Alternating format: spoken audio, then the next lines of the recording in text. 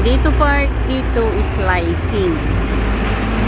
Guys, maglakad ako papunta ng Chunwan para maka-exercise ako. Ayan, ang laki ng puno ng kahoy, oh guys. Pag dito sa Hong Kong, pag ganyan ang nakita mo, ang ganda, oh. Pag ganyan ang nakita mong kahoy, sasabihin mo dito, wow, ang ganda, laki. Pag sa Pilipinas, nakita natin yan, sasabihin, ay, bahay ng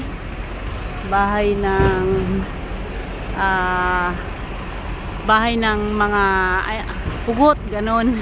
Alam nyo yung pugot,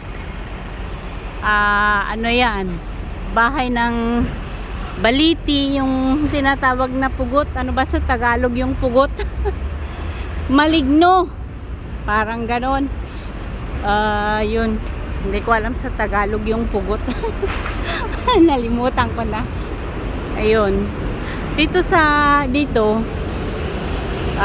ang malalaki ang mga kahoy dito guys, kahit saan, kahit mga tabi ng bahay, mga building, maraming mga kahoy po na malalaki. Nagtatanim po sila. Ang ganda ng mga building guys.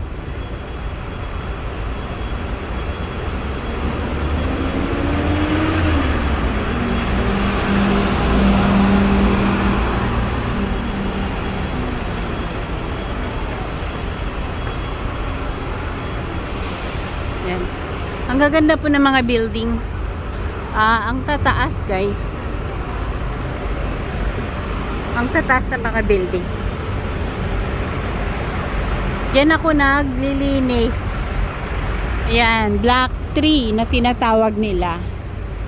Pag madumi na yung bahay ng kapatid ng amo ko, diyan ako inuutusan para maglinis. Kaya nga it's very unfair na kung saan nila ako utusan na mag-clean. Ayan, ganda ng lighting guys, oh. Ang tataas sa mga building. Ito, oh, mga building guys. Taas sa mga building. Ayan. Medyo malapit-lapit na ako siguro. Nakalahati ko na yung sa pupuntahan ko guys.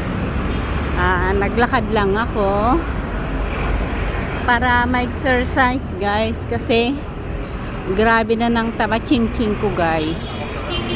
Paano, lamon ako ng lamon. Kaninang umaga kumain na naman ako mga alas 10 yun. Kumain ako, may kanin, tapos mayroong hipon, mayroong baboy, sinigang ko yon. Ay, Diyos ko, ang dami kong nakain. Wala akong pang-asim, pero nilagyan ko siya ng kalamansi guys. Kasi marami akong kalamansi. Ayan. Marami akong kalamansi, kaya medyo naasiman ko.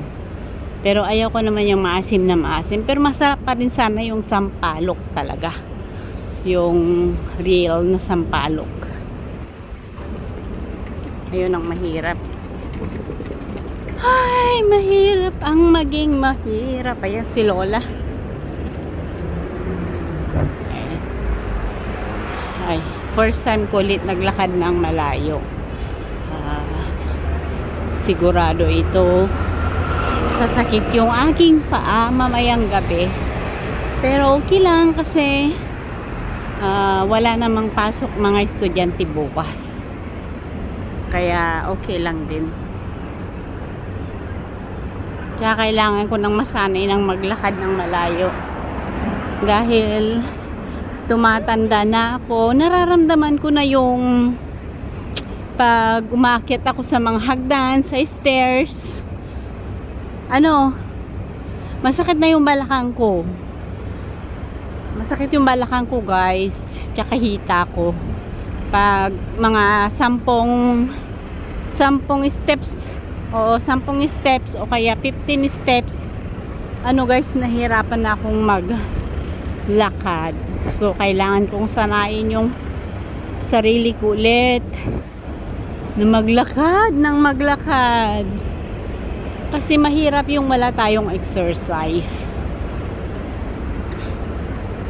Mas maganda guys yung may exercise tayo. Pagpapawisan tayo kahit konti lang. Ganon. May mga tent sila dyan. Ayan. Marami naglalakad guys. Lalong lalo na pag yung labasan ng mga trabaho. Ayan, ang ganda ng aso nila oh. Yung babae, yung buhok niya ang haba-haba. Ayan oh, wig kaya yun o ano. Ang ganda ng aso. Ang haba ng buhok ng babae. Ano kaya yun? Wig kaya?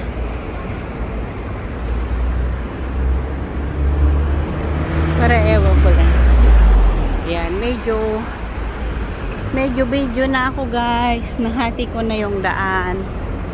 Ayan, makikita nyo yung mga nagtataasang building. Alam nyo guys, dito parang wala tayong nakikitang mahirap. Kasi walang may bahay sa mga squatter na sinasabi nila, sa mga ilalim ng tulay. Wala tayong makikitang ganon. Nakaganyan lang yung mga motor nila oh. Walang magnanakaw. Sa Pinas yun guys, nawala na. Nawala na yung motor mo guys pag dyan mo pinark. Wala ka makita ditong mahirap na kunwari nakatira sa ilalim ng tulay.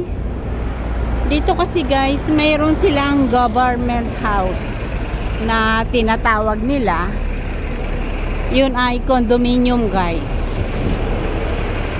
Pag sa Pinas naman, mayaman ka na pag nakatira ka na sa condominium. Dito guys, hindi. Mayroon silang ibinibigay na pabahay. Ito naman ay binabayaran din nila, pero hindi siya gaanong kamahalan ang bayad nila guys. Kumbaga, kayang-kaya nilang bayaran buwan-buwan. Buwan-buwan. Mataas na siguro yung 2,000 Hong Kong dollars. Yung iba 1K lang. 1K ang hulog nila sa isang buwan. Pero hindi kalakihan yung bahay na yun guys. Mga 2 room, maliit na salas, maliit na kusina. Kumbaga 500 square feet. Pero okay na yun guys. Pang mag-asawa na lang na hindi maraming anak. Pwede na yun guys. At least wala kang makikita sa ilalim ng tulay. Ilalim ay tabi ng ilog na nakatira. Walang kalat-kalat na bahay sa kung saan gilid. Dito wala guys. Tsaka ang maganda dito, matanda ka man o bata ka, basta alam mong magtrabaho guys. Dito sa mga restaurant makikita mo matatanda, ano man, hindi maganda, may edad na, ganon. Nagtatrabaho sila guys sa mga restaurant, nakikita mo. Kasi maganda yung patakaran nila dito. Hanggat kaya mong magtrabaho, kaya mo yung trabaho na yun, tatanggapin ka nila guys. Binibigyan nila ng mga andito rin na magtatrabaho. Hindi sila tumatanggap ng ibang trabahador. Kunwari, yung mga trabahador ditong iba, residents ang tawag nila doon. Kaya sila nakakapagtrabaho sa mga restaurant din, bangko. Pero, pag wala kang asawang Chinese, o hindi ka residente, hindi ka pwedeng magtrabaho. Katulong lang ang pwede mong pasukan dito. Ang priority nila yung mga kababayan nila. Ayan, ang ganda-ganda ng mga building, guys. Take a look. Ayan, guys. Oh, ang ganda-ganda. Ang ganda-ganda.